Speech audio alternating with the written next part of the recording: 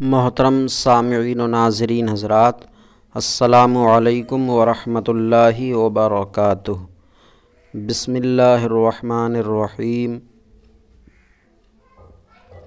الحمد للہ رب العالمین والصلاة والسلام علی محمد سید المرسلین وعلی آلہ واصحابہ اجمعین۔ اللہم افتح علینا حکمتک وانشر علینا رحمتک یا ذا الجلال والاکرام۔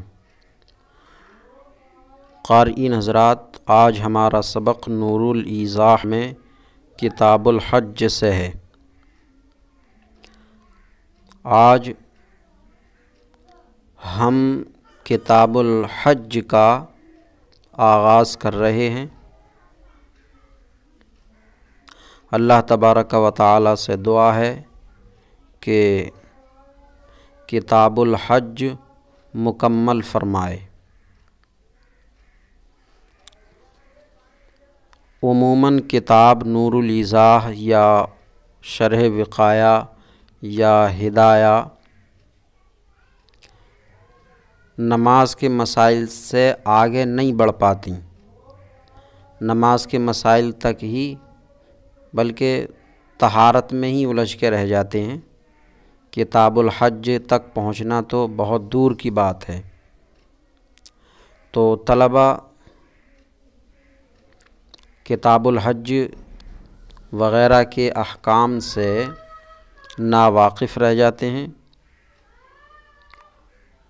پھر اگر ان سے حج کے تعلق سے کوئی مسئلہ معلوم کیا جائے تو دست بدنداں رہ جاتے ہیں۔ اس لیے کتاب الحج کا آغاز کیا جا رہا ہے تاکہ جو مسائل حج وغیرہ کے طلباء کے سامنے نہیں آ پاتے تو وہ سامنے آ جائیں اور ان سے سوال کیے جانے کے موقع پر ان کو شرمندگی نہ اٹھانی پڑے۔ تو مستفیدین سے گزارش ہے کہ اگر کچھ استفادہ ہو، ان کو کچھ فائدہ حاصل ہو تو حقیر کو اپنی مستجاب دعاؤں میں یاد رکھیں۔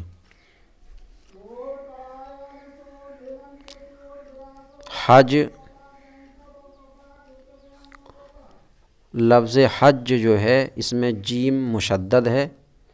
حج، حج یحج حجن، باب نصر ینصر سے یہ مصدر ہے مضاعف۔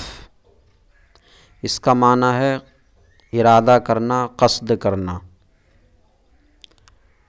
تو حج میں چونکہ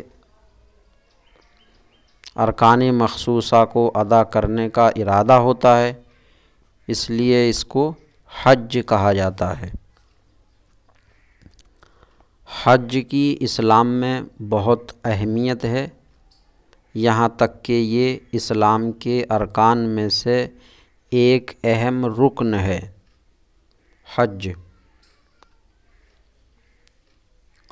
قرآن پاک میں حج کے تعلق سے اللہ تبارک و تعالی نے ارشاد فرمایا ہے وَلِلَّهِ عَلَى النَّاسِ حِجُّ الْبَيْتِ مَنِ اسْتَطَاعَ إِلَيْهِ سَبِيلًا۔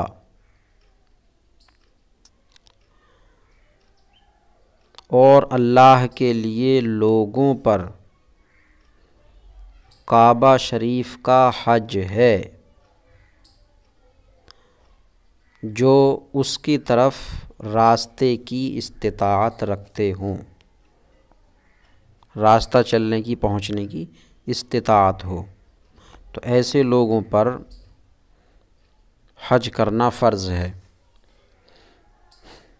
استطاعت رکھنے کا مطلب یہ ہے کہ وہ اپنے گھر سے جب اپنا گھر بار چھوڑ کر جا رہے ہیں تو جن کو بھی چھوڑ کر جا رہے ہیں تو ان میں اگر ایسے لوگ ہیں جن کا نان نفقہ اس جانے والے پر ضروری ہے تو واپسی تک کا نان نفقے کا بندوبست ہونا چاہیے، اور جانے کے لیے راستہ پرامن ہو، سواری کا انتظام ہو، اور اگر سواری نہیں بھی ہے تو راستہ پرامن ہو،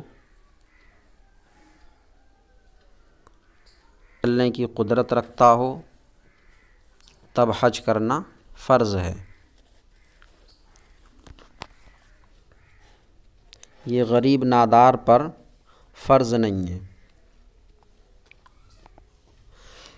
کتاب میں حج کا بیان شروع کرنے سے پہلے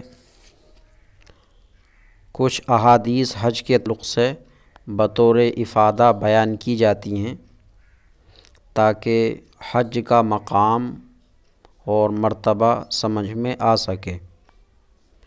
یہ احادیث ہم بہار شریعت سے پیش کر رہے ہیں۔ تو حدیث نمبر 1 صحیح مسلم شریف میں حضرت ابو ہریرہ رضی اللہ عنہ سے مروی رسول اللہ صلی اللہ علیہ وسلم نے خطبہ پڑھا اور فرمایا، اے لوگو، تم پر حج فرض کیا گیا، لہٰذا حج کرو۔ ایک شخص نے عرض کی، کیا ہر سال یا رسول اللہ صلی اللہ علیہ وسلم؟ حضور صلی اللہ علیہ وسلم نے سکوت فرمایا، یعنی خاموش رہے، اس کو کوئی جواب نہ دیا، ہر سال یا ایک بار۔ انہوں نے یعنی اس شخص نے 3 بار یہ کلمہ دہرایا تو سرکار نے ارشاد فرمایا علیہ السلام، اگر میں ہاں کہہ دیتا تو تم پر واجب ہو جاتا، ہر سال کرنا ہی واجب ہو جاتا۔ تو اس حدیث سے معلوم ہوا کہ سرکار دنیاوی اختیارات تو کیا، شرعی اختیارات بھی رکھتے ہیں، مختار دنیا و آخرت ہیں۔ لہٰذا ایسے لوگ نادان ہیں جو کہتے ہیں کہ نبی کو کچھ اختیار نہیں، تو اگر میں ہاں کہہ دیتا تو تم پر واجب ہو جاتا اور تم سے نہ ہو سکتا، ایسا ہر سال نہیں کر پاتے۔ پھر فرمایا، جب تک میں کسی بات کو بیان نہ کروں تم مجھ سے سوال نہ کیا کرو۔ اگلے لوگ کثرت سوال اور پھر انبیاء کی مخالفت سے ہلاک ہوئے۔ پچھلی امتیں وہ انبیاء کرام سے طرح طرح کے بیجا سوال کرتے تھے، تو اس لیے وہ ہلاک ہو گئے۔ لہٰذا جب میں کسی بات کا حکم دوں تو جہاں تک ہو سکے اسے کرو، اور جب میں کسی بات سے منع کروں تو اسے چھوڑ دو۔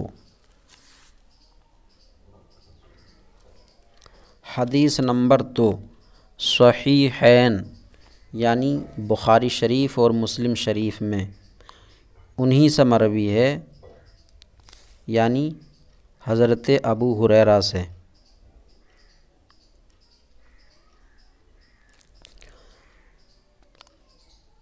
حضور اقدس صلی اللہ علیہ وسلم سے عرض کی گئی، کون سا عمل افضل ہے؟ تو سرکار علیہ السلام نے فرمایا، اللہ عز و جل اور رسول صلی اللہ علیہ وسلم پر ایمان، یہ سب سے افضل عمل ہے۔ عرض کی گئی، پھر کیا؟ پھر کون سا ہے افضل؟ فرمایا، اللہ عز و جل کی راہ میں جہاد۔ عرض کی گئی، پھر کیا؟ فرمایا، حج مبرور، مقبول حج۔ تو یہ افضل اعمال میں سے ہے۔ حدیث نمبر 3 بخاری و مسلم و ترمذی و نسائی و ابن ماجہ حدیث کی 5 کتابوں میں انہی سے راوی یعنی حضرت ابو ہریرہ سے رسول اللہ صلی اللہ علیہ وسلم فرماتے ہیں، جس نے حج کیا اور رفث فحش کلام نہ کیا، رفث کا معنی ہے فحش کلام، تو جس نے حج کیا اور فحش کلام نہ کیا، گالی گلوچ وغیرہ، اور فسق نہ کیا، تو گناہوں سے پاک ہو کر ایسا لوٹا جیسے اس دن تھا جب ماں کے پیٹ سے پیدا ہوا۔ تو حج کی اتنی فضیلت و ثواب ہے کہ ایک بار آدمی حج کر لے اور کوئی گناہ کا کام نہ کرے، فحش بات نہ کرے، تو وہ حج کر کے ایسا لوٹتا ہے جیسا کہ اس دن تھا جب اپنی ماں کے پیٹ سے پیدا ہوا، یعنی بے گناہ، سارے گناہ ختم ہو جاتے ہیں اس کے۔ نمبر 4، بخاری و مسلم و ترمذی و ابن ماجہ انہی سے راوی حضرت ابو ہریرہ سے عمرے تک ان گناہوں کا کفارہ ہے جو درمیان میں ہوئے، یعنی ایک عمرہ کیا پھر اور عمرہ کیا، 2 عمرے کیے، تو یہ دونوں عمرے درمیان میں ہونے والے گناہوں کے لیے کفارہ ہیں۔ یعنی درمیان میں ہونے والے گناہ ان دونوں عمروں کی برکت سے بخش دیے جائیں گے انشاءاللہ تعالی، اور حج مبرور کا ثواب جنت ہی ہے۔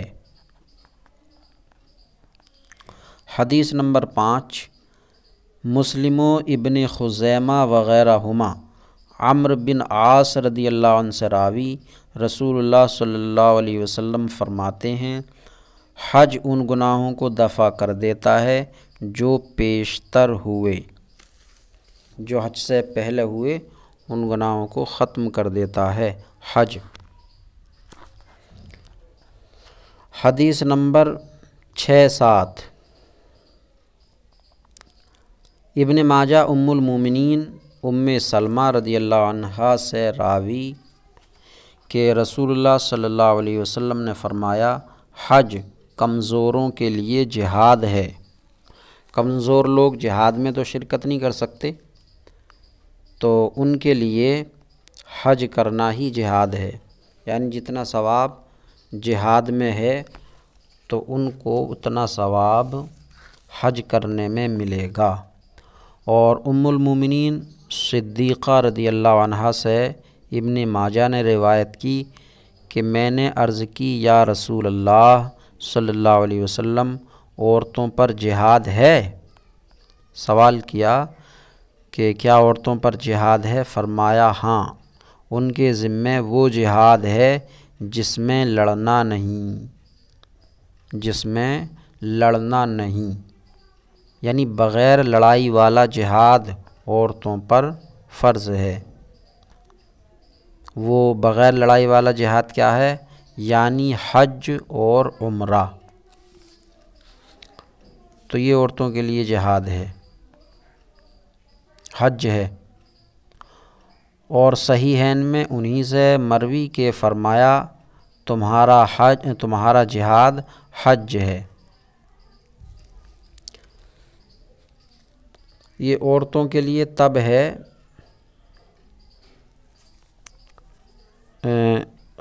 حج جہاد جب کہ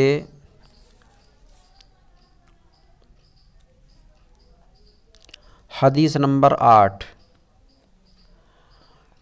ترمذی اور ابن خزیمہ اور ابن حبان عبداللہ بن مسعود رضی اللہ عنہ سے راوی حضور اقدس صلی اللہ علیہ وسلم فرماتے ہیں، حج و عمرہ محتاجی اور گناہوں کو ایسے دور کرتے ہیں جیسے بھٹی لوہے اور چاندی اور سونے کے میل کو دور کرتی ہے۔ تو حج و عمرہ یہ دونوں چیزیں محتاجی اور گناہوں کو اس طرح سے دور کرتے ہیں جیسے کہ بھٹی لوہے چاندی سونے کے میل کو دور کرتی ہے، اور حج مبرور کا ثواب جنت ہی ہے، یعنی جو حج کر لے اس کا حج مقبول ہو جائے تو پھر وہ یقیناً انشاءاللہ تعالی جنتی ہی ہے۔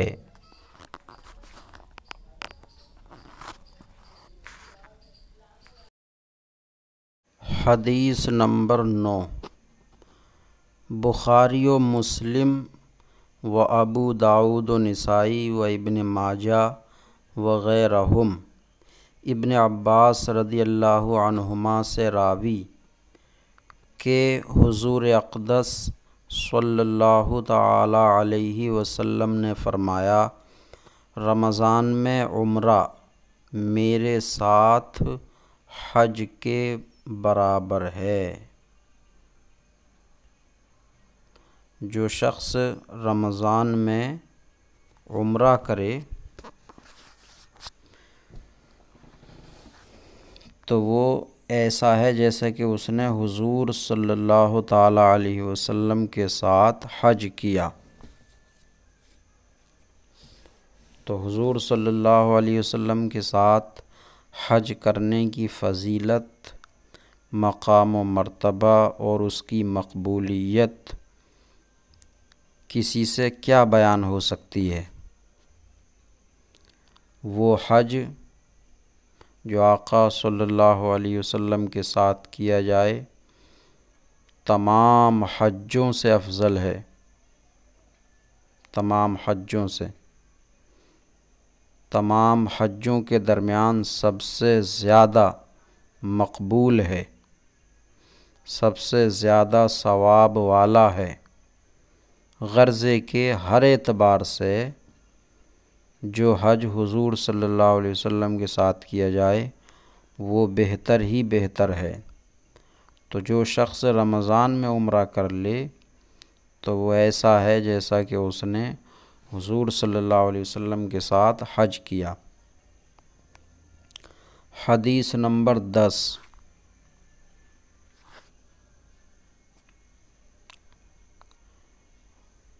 بزار نے ابو موسیٰ رضی اللہ عنہ سے روایت کی کہ حضور صلی اللہ علیہ وسلم نے فرمایا، حاجی اپنے گھر والوں میں سے 400 کی شفاعت کرے گا۔ 400 لوگ، 400 لوگوں کی شفاعت کرے گا، یعنی جو جہنم کے مستحق ہوں گے اور ان کے بارے میں فیصلہ ہو چکا ہوگا کہ یہ جہنم میں جائیں، تو ایسے 400 لوگوں کو ایک حاجی شفاعت کر کے جہنم سے بچا لے گا اور گناہوں سے ایسا نکل جائے گا جیسے اس دن کے ماں کے پیٹ سے پیدا ہوا۔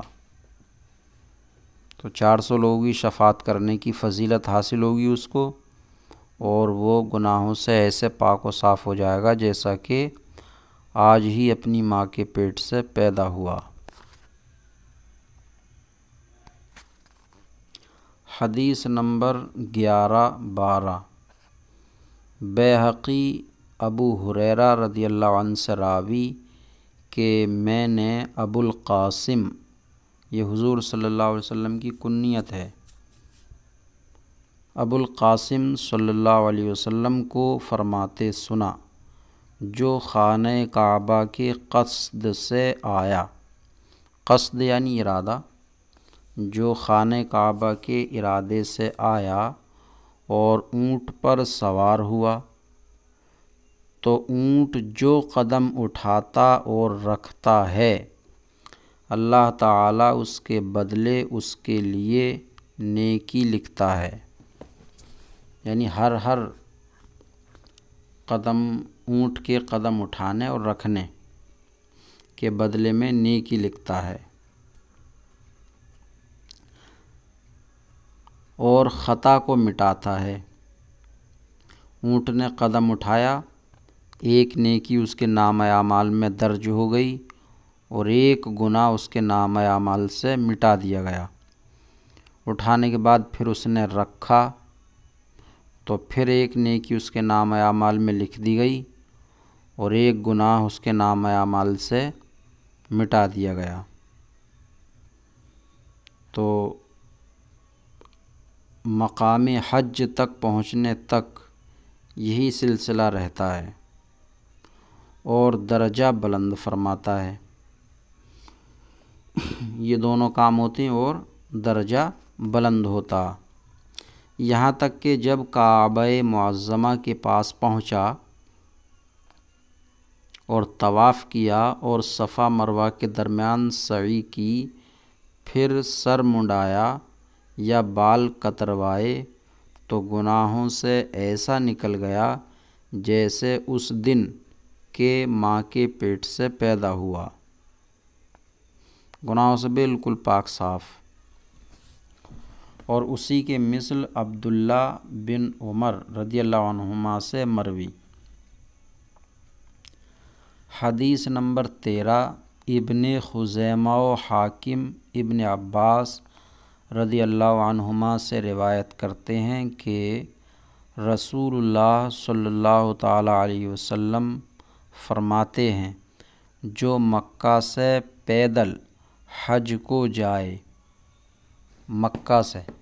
جو مکہ سے پیدل حج کو جائے یہاں تک کہ مکہ واپس آئے، اس کے لیے ہر قدم پر 700 نیکیاں حرم شریف کی نیکی کے مثل لکھی جائیں گی۔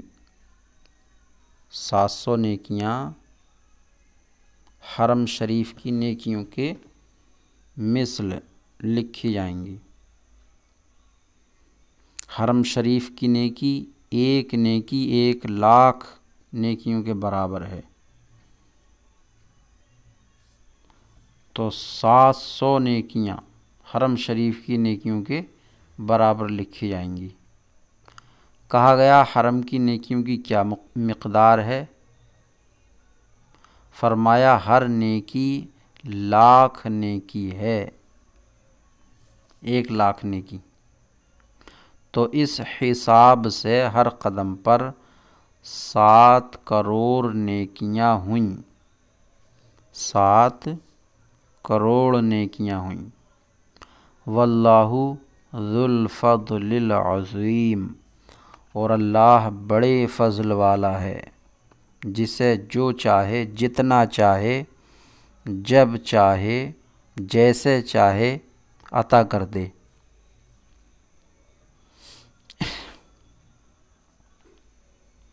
حدیث نمبر 14، 1516، بزار نے جابر رضی اللہ عنہ سے روایت کی کہ حضور اقدس صلی اللہ علیہ وسلم نے فرمایا، حج و عمرہ کرنے والے اللہ عز و جل کے وفد ہیں۔ گروہ، وفد یعنی گروہ۔ اب اللہ کے وفد یا گروہ ہیں یعنی اللہ تبارک و تعالیٰ کی رحمت میں ہیں۔ اللہ عز و جل نے انہیں بلایا، یہ حاضر ہوئے، انہوں نے اللہ سے سوال کیا،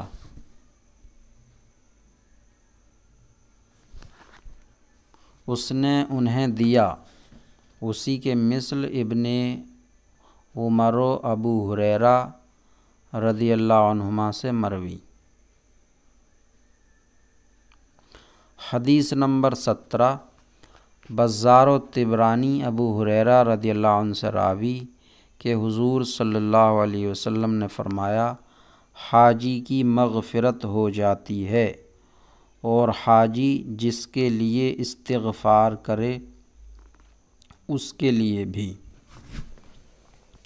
حاجی کی مغفرت ہو گئی، بخشش ہو گئی، اور حاجی جس کے لیے بخشش کو کہے اس کی بھی بخشش ہو گئی۔ حدیث نمبر 18، اصبہانی ابن عباس رضی اللہ عنہما سے راوی کہ رسول اللہ صلی اللہ علیہ وسلم فرماتے ہیں،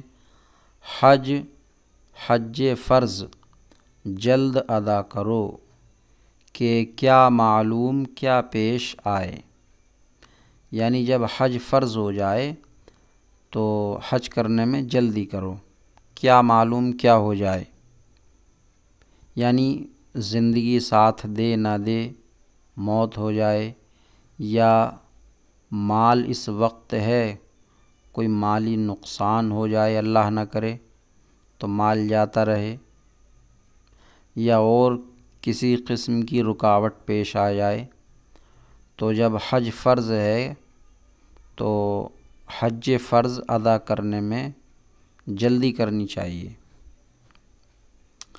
اور ابو داؤد و دارمی کی روایت میں یوں ہے، جس کا حج کا ارادہ ہو تو جلدی کرے۔ حدیث نمبر 19، طبرانی اوسط میں ابو ذر رضی اللہ عنہ سے راوی کہ نبی صلی اللہ علیہ وسلم نے فرمایا کہ داؤد علیہ السلام نے عرض کی، اے اللہ عز و جل، جب تیرے بندے تیرے گھر کی زیارت کو آئیں تو انہیں تو کیا عطا فرمائے گا؟ فرمایا، ہر زائر کا اس پر حق ہے جس کی زیارت کو جائے، ان کا مجھ پر یہ حق ہے کہ دنیا میں انہیں عافیت دوں گا اور جب مجھ سے ملیں گے تو ان کی مغفرت فرما دوں گا۔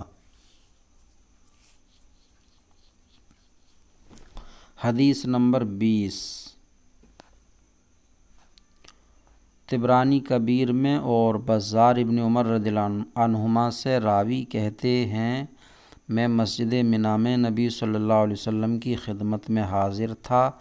ایک انصاری اور ایک ثقفی نے حضور صلی اللہ علیہ وسلم کی خدمت میں حاضر ہو کر سلام عرض کیا، پھر کہا، یا رسول اللہ، ہم کچھ پوچھنے کے لیے حضور صلی اللہ علیہ وسلم کی خدمت میں حاضر ہوئے ہیں۔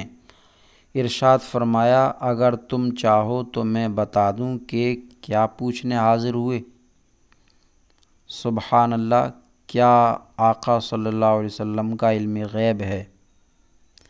پھر بھی کچھ نادان لوگ حضور صلی اللہ علیہ وسلم کے بارے میں بکواس کرتے ہیں کہ انہیں دیوار کے پیچھے کا علم نہیں، اور اگر چاہو تو میں کچھ نہ کہوں، تم ہی سوال کرو۔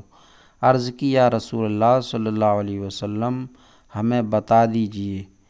ارشاد فرمایا، تو اس لیے حاضر ہوا ہے یا تو اس لیے حاضر ہوا ہے کہ گھر سے نکل کر بیت الحرام کی قصد سے جانے کو دریافت کرے، اور یہ کہ اس میں تیرے لیے کیا ثواب ہے، اور طواف کے بعد 2 رکعتیں پڑھنے کو، اور یہ کہ اس میں تیرے لیے کیا ثواب ہے، اور صفا مروہ کے درمیان سعی کو، اور یہ کہ اس میں تیرے لیے کیا ثواب ہے، اور عرفہ کی شام کے وقوف کو، اور تیرے لیے اس میں کیا ثواب ہے، اور جمار کی رمی کو، اور اس میں تیرے لیے کیا ثواب ہے، اور قربانی کرنے کو، اور اس میں تیرے لیے کیا ثواب ہے،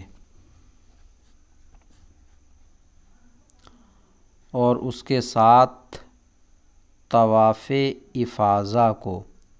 اس شخص نے عرض کی، قسم ہے اس ذات کی جس نے حضور صلی اللہ علیہ وسلم کو حق کے ساتھ بھیجا، اسی لیے حاضر ہوا تھا کہ ان باتوں کو حضور صلی اللہ علیہ وسلم سے دریافت کروں۔ ارشاد فرمایا، جب تو بیت الحرام کے قصد سے گھر سے نکلے گا تو اونٹ کے ہر قدم رکھنے اور ہر قدم اٹھانے پر تیرے لیے حسنہ لکھا جائے گا اور تیری خطا مٹا دی جائے گی، اور طواف کے بعد کی 2 رکعتیں ایسی ہیں جیسے اولاد اسماعیل میں کوئی غلام ہو اس کے آزاد کرنے کا ثواب، اور صفا مروہ کے درمیان سعی 70 غلام آزاد کرنے کے مثل ہے۔ اور عرفہ کے دن وقوف کرنے کا حال یہ ہے کہ اللہ عز و جل دنیا کی طرف خاص تجلی فرماتا ہے، اور تمہیں اور تمہارے ساتھ ملائکہ پر مباحات فرماتا ہے۔ ارشاد فرماتا ہے، میرے بندے دور دور سے پراگندہ پراگندہ سر میری رحمت کے امیدوار ہو کر حاضر ہوئے۔ اگر تمہارے گناہ ریتے کی گنتی اور بارش کے قطروں اور سمندر کے جھاگ برابر ہوں تو میں سب کو بخش دوں گا۔ میرے بندو واپس جاؤ، تمہاری مغفرت ہو گئی اور اس کی جس کی تم شفاعت کرو۔ اور جمروں پر رمی کرنے میں ہر کنکری پر ایک ایسا کبیرہ مٹا دیا جائے گا جو ہلاک کرنے والا ہے، گناہ کبیرہ۔ اور قربانی کرنا تیرے رب کے حضور تیرے لیے ذخیرہ ہے، اور سر منڈانے میں ہر بال کے بدلے میں حسنہ لکھا جائے گا اور ایک گناہ مٹا دیا جائے گا۔ اس کے بعد خانہ کعبہ کے طواف کا یہ حال ہے کہ تو طواف کر رہا ہے اور تیرے لیے کچھ گناہ نہیں، سب گناہ مٹ جائیں گے۔ ایک فرشتہ آئے گا اور تیرے شانوں کے درمیان ہاتھ رکھ کر کہے گا کہ زمانہ آئندہ میں عمل کر، اور زمانہ گزشتہ میں جو کچھ تھا معاف کر دیا گیا۔ حدیث نمبر 21۔ ابو یعلیٰ ابو ہریرہ رضی اللہ عنہما سے روایت کرتے ہیں کہ رسول اللہ صلی اللہ علیہ وسلم نے فرمایا، جو حج کے لیے نکلا اور مر گیا، قیامت تک اس کے لیے حج کرنے کا ثواب لکھا جائے گا، اور جو عمرے کے لیے نکلا اور مر گیا اس کے لیے قیامت تک عمرہ کرنے کا ثواب لکھا جائے گا، جس کام کے لیے جو نکلا تھا۔ اور جو جہاد میں گیا اور مر گیا اس کے لیے قیامت تک غازی کا ثواب لکھا جائے گا۔ حدیث نمبر 22۔ طبرانی و ابو یعلیٰ و دارقطنی و بیہقی ام المومنین صدیقہ رضی اللہ تعالی عنہا سے راوی کہ رسول اللہ صلی اللہ علیہ وسلم فرماتے ہیں، جو اس راہ میں حج یا عمرے کے لیے نکلا اور مر گیا اس کی پیشی نہیں ہوگی، نہ حساب ہوگا، اور اس سے کہا جائے گا تو جنت میں داخل ہو جا، حساب و کتاب کچھ نہیں۔ حدیث نمبر 23۔ طبرانی جابر رضی اللہ عنہ سے راوی رسول اللہ صلی اللہ علیہ وسلم نے فرمایا، یہ گھر اسلام کے ستونوں میں سے ایک ستون ہے، یہ گھر اسلام کے ستونوں میں سے ایک ستون ہے، یعنی کعبہ۔ پھر جس نے حج کیا یا عمرہ وہ اللہ عز و جل کے ضمان میں ہے، اگر مر جائے گا تو اللہ تعالیٰ اسے جنت میں داخل فرمائے گا، اور گھر کو واپس کر دے تو اجر و غنیمت کے ساتھ واپس کرے گا۔ حدیث نمبر 24-25۔ دارمی ابی امامہ رضی اللہ عنہ سے راوی کہ رسول اللہ صلی اللہ علیہ وسلم نے فرمایا، جسے حج کرنے سے نہ حاجت ظاہرہ مانع ہوئی، نہ بادشاہ ظالم، نہ کوئی ایسا مرض جو روک دے، پھر بغیر حج کیے مر گیا، تو چاہے یہودی ہو کر مرے یا نصرانی ہو کر، تو چاہیے یہودی ہو کر مرے یا نصرانی ہو کر۔ اسی کے مثل ترمذی نے علی رضی اللہ عنہ سے روایت کی۔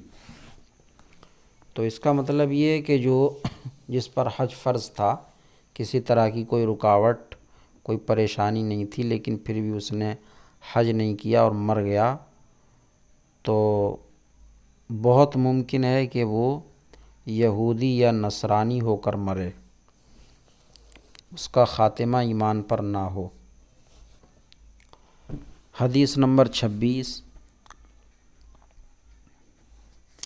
ترمذی و ابن ماجہ ابن عمر رضی اللہ عنہما سے راوی، ایک شخص نے عرض کی، کیا چیز حج کو واجب کرتی ہے؟ تو فرمایا، توشہ اور سواری۔ کھانے پینے کے لیے راستے کا ساز و سامان ہو اور جانے کے لیے سواری ہو۔ حدیث نمبر 27 شرح سنہ میں انہی سے مروی، کسی نے عرض کی یا رسول اللہ صلی اللہ علیہ وسلم حاجی کو کیسا ہونا چاہیے؟ فرمایا پراگندہ سر، میلا کچیلا۔ دوسرے نے عرض کی یا رسول اللہ صلی اللہ علیہ وسلم حج کا کون سا عمل افضل ہے؟ فرمایا بلند آواز سے لبیک کہنا اور قربانی کرنا۔ کسی نے عرض کی سبیل کیا ہے؟ فرمایا توشہ اور سواری۔ جو آیت کریمہ میں ہے من استطاع الیہ سبیلا، جو حج کی جانب سبیل کی استطاعت رکھتا ہو، تو یہ سبیل کیا ہے؟ توشہ اور سواری۔ حدیث نمبر 28 ابو داؤد ابن ماجہ ام المومنین ام سلمہ رضی اللہ عنہا سے راوی کہ میں نے رسول اللہ صلی اللہ علیہ وسلم کو فرماتے سنا، جو مسجد اقصیٰ سے مسجد حرام تک حج یا عمرے کا احرام باندھ کر آیا، اس کے اگلے اور پچھلے گناہ سب بخش دیے جائیں گے یا اس کے لیے جنت واجب ہوگی۔ تو اس کے اگلے پچھلے سب گناہ بخش دیے جائیں گے یا اس کے لیے جنت واجب ہوگی۔ تو یہ آج کا سبق ہوا حج سے متعلق فضائل کے بارے میں احادیث۔ اللہ تبارک و تعالی سے دعا ہے سبق سمجھنے یاد کرنے کی توفیق عطا فرمائے، کوتاہیوں کو معاف فرمائے۔ السلام علیکم ورحمۃ اللہ وبرکاتہ۔